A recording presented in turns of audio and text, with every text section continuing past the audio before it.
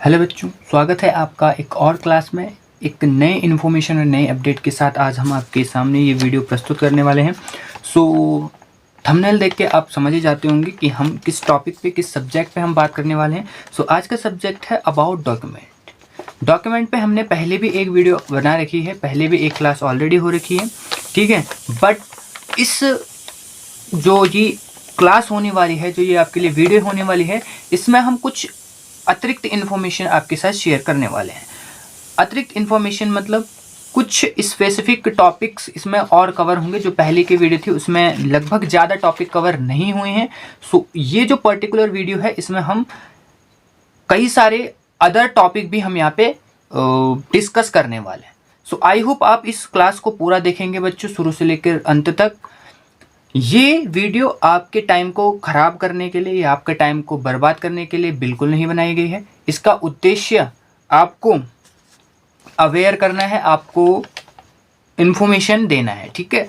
Please बिना skip करे video को शुरू से लेकर अंत तक देखना। एक टॉपिक आपके लिए काफ़ी इम्पॉर्टेंट है, ठीक है। चाहे आप अभी काउंसलिंग कर रहे हो या आप अगले ईयर न्यू स्टूडेंट हो, चाहे फॉर्म भर रहे होंगे, लेकिन सबसे पहले डॉक्यूमेंट्स जरूर अपने प्रिपेयर कर लेना अगर वाकई में आप चाहते हैं कि आपको पॉलिटेक्निक करना है तो, ठीक है। चलिए बिना देरी के अब स्टार्ट करते हैं आप आज के इस लेक्चर को, आज की इस क्लास को। सबसे पहले आपको कौन कौन से डॉक्यूमेंट्स चाहिए होते हैं एडमिशन के लिए। अभी आप काउंसलिंग आपने कर ली होगी या अभी आप फॉर्म जो भी आप कर रहे हो, लेकिन डॉक्यूमेंट आप प्रिपेयर कर रहे होंगे, तो एडमिशन के टाइम पे आपको कौन कौन से डॉक्यूमेंट्स चाहिए होते हैं। सबसे पहले बच्चों अलॉटमेंट लेटर। अब ये अलॉटमेंट लेटर होता क्या है, आपको यहाँ पे नीचे स्क्रीन पे भी मैं आपको दिखा देता हूँ। अलॉटमेंट लेटर पे मैंने एक वीडियो बना रखी है कि how to download allotment letter. आपको यहाँ पे एक वीडियो दिख रही होगी, एक वीडियो थंबनेल दिख रहा होगा। इस वीडियो को अगर आप जाके देखेंगे, इस क्लास को अगर आप वॉच करेंगे, तो आपको पता चल जाएगा आपको जब आप काउंसलिंग कर लेंगे, काउंसलिंग का रिजल्ट आ जाएगा, तो किस प्रकार आपको अपना अलॉटमेंट लेटर डाउनलोड करना है। साथ ही साथ बच्चों ये अलॉटमेंट लेटर, इसमें होता क्या है, अलॉटमेंट लेटर मतलब आवंटन पत्र। इसमें क्या होता है कि आपको अलॉट होता है, आपको आवंटित किया जाता है आपका कॉलेज जो आपने काउंसलिंग करते समय भरा है, कि आपको कौन सा कॉलेज दिया गया है, साथ ही साथ उस कॉलेज में आपको कौन सी ब्रांच दी हुई है, इस अलॉटमेंट लेटर में लिखा होता है। ये काफ़ी इंपॉर्टेंट होता है, इसको लेकर जाना होता है कॉलेज में, ठीक है।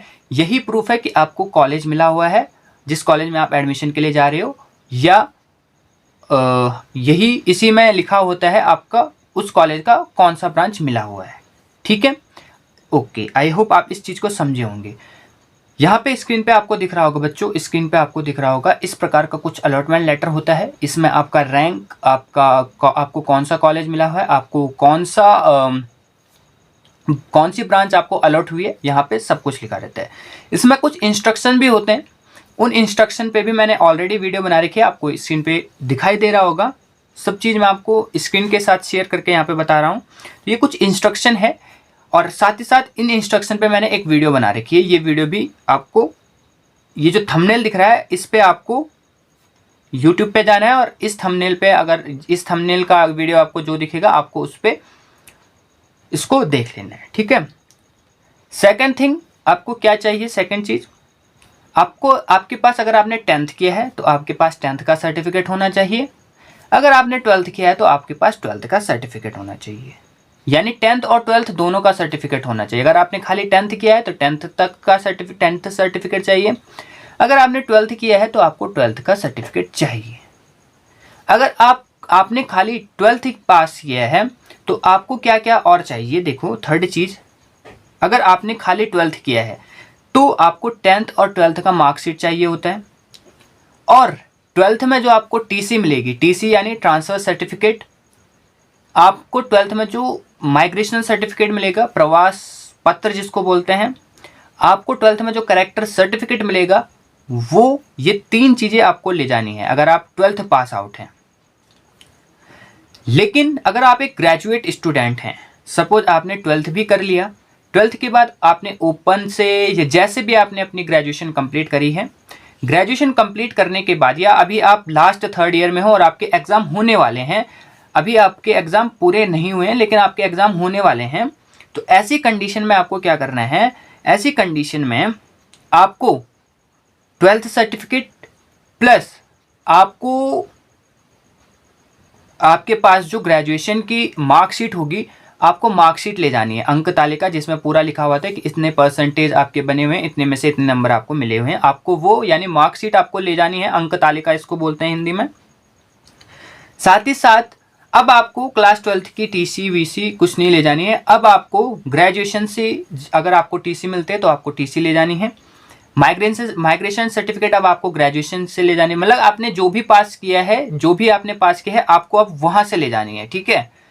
आप ग्रेजुएट हैं तो आप ग्रेजुएशन जिस कॉलेज से आपने ग्रेजुएशन करी है आपको उस कॉलेज से टीसी, माइग्रेशन सर्टिफिकेट और कैरेक्टर सर्टिफिकेट ले जानी पड़ेगी।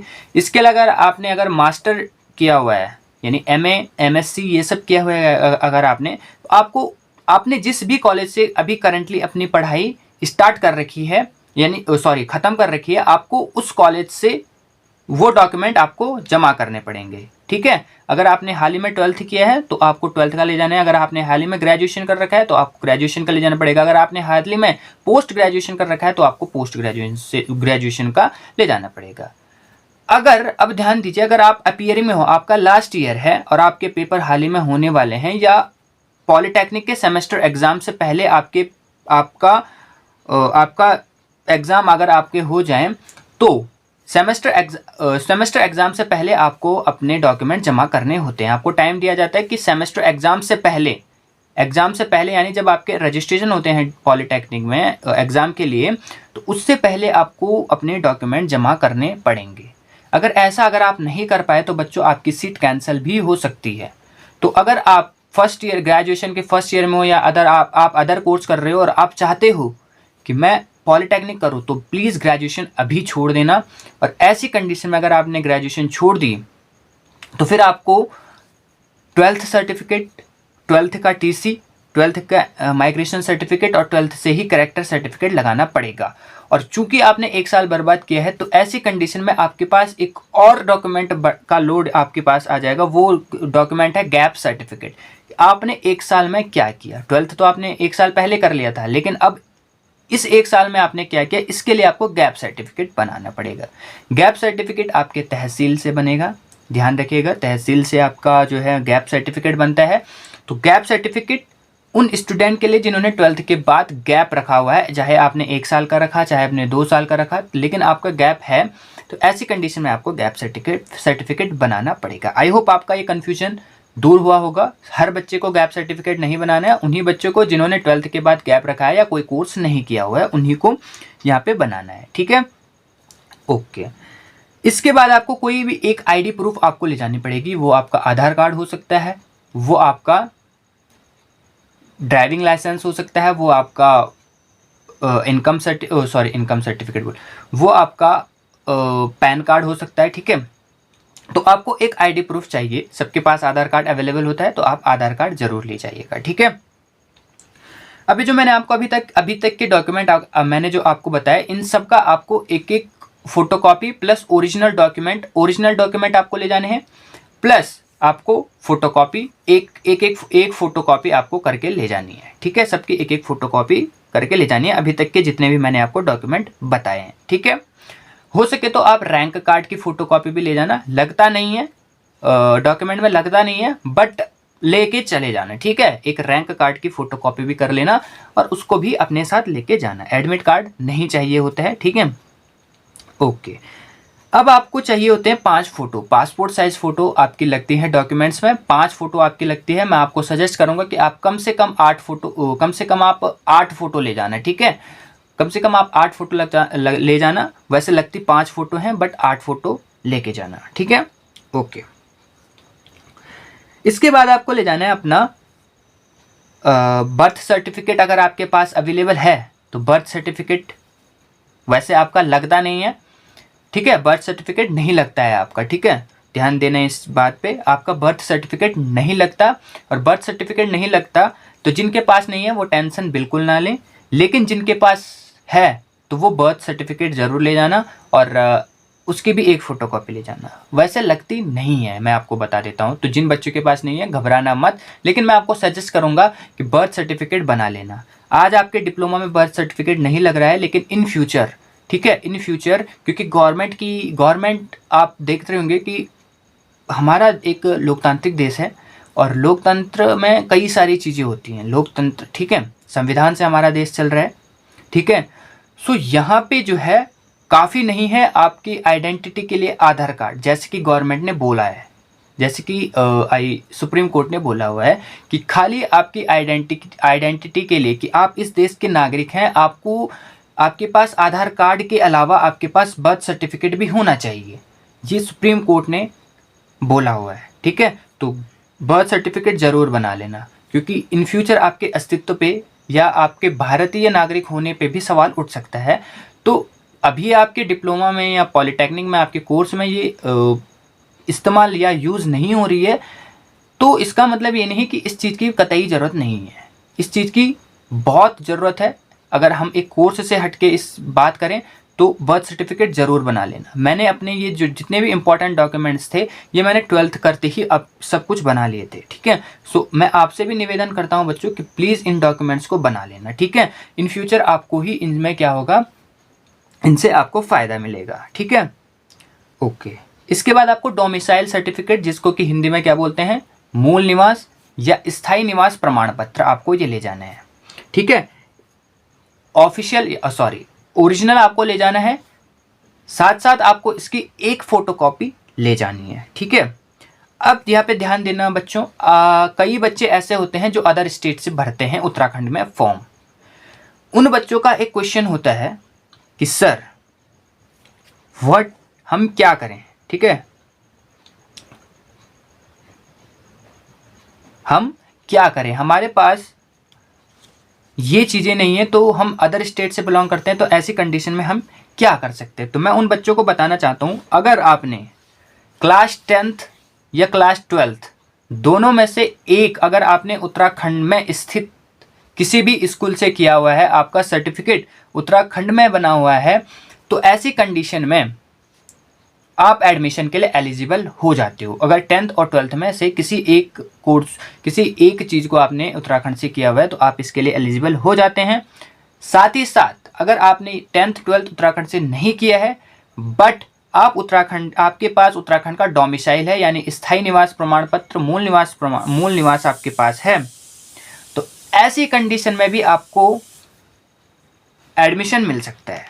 लेकिन उन स्टूडेंट के लिए, किन स्टूडेंट के लिए, जिन्होंने ना ही उत्तराखंड में स्थित किसी विद्यालय से, किसी स्कूल से 12th या 10th नहीं किया हुआ है, या जिनके पास मूल निवास या डोमिसाइल सर्टिफिकेट नहीं है, अगर ऐसे बच्चे उत्तराखंड में किसी